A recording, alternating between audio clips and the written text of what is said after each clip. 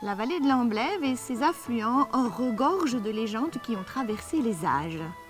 Parmi les récits les plus célèbres figurent le Sire de la Vournare, le Fédraillé, le Moulin hanté de l'Orsay, mais également le Trou du Coq, la Fontaine au Loup ou le Gué de la Veine.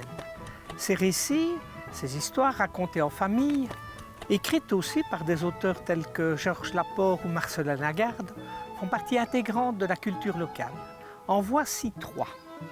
Le Trou du Coq est écrit par Georges Laporte.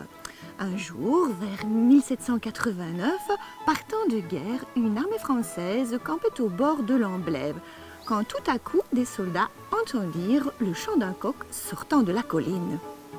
Intrigués et soucieux d'améliorer leur menu, ils partirent à la recherche du gallinacé.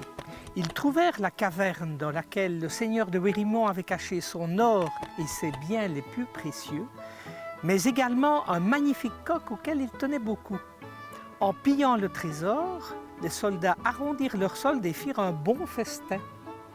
Dans La Fontaine au Loup, Marcellin Lagarde raconte l'histoire de Thérèse et de Louise, dont le père Antoine est porté disparu depuis plusieurs jours et dont on craint le décès dans les fagnes. Malgré ces circonstances et contre l'avis de sa sœur, Louise décide de rejoindre son fiancé à un bal à Caux.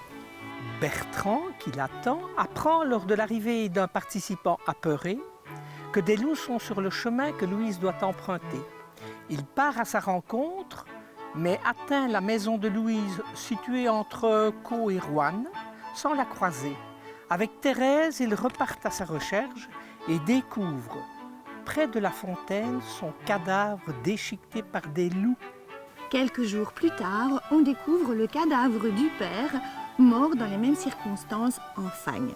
Depuis, la fontaine au Loup est devenue un lieu de recueillement où son eau donne, dit-on, du courage et du respect pour leurs parents à ceux qui la boivent. Dans le Gué de la Veine, l'histoire se déroule au cœur du pittoresque hameau de la Veine, écrin propice à la détente avec ses vergers luxuriants et son cadre enchanteur.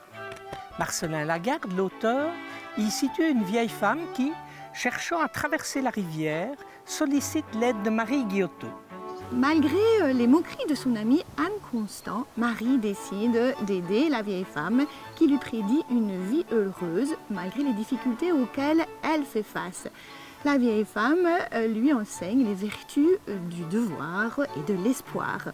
En observant ce que l'un prescrit, on obtient souvent ce que l'autre promet. Plus tard, un mystérieux vieillard, prétendant être perdu, est accueilli chez Marie. Le lendemain, il disparaît, laissant derrière lui un coffret rempli de guinées en or, une fortune qui changera le destin de Marie.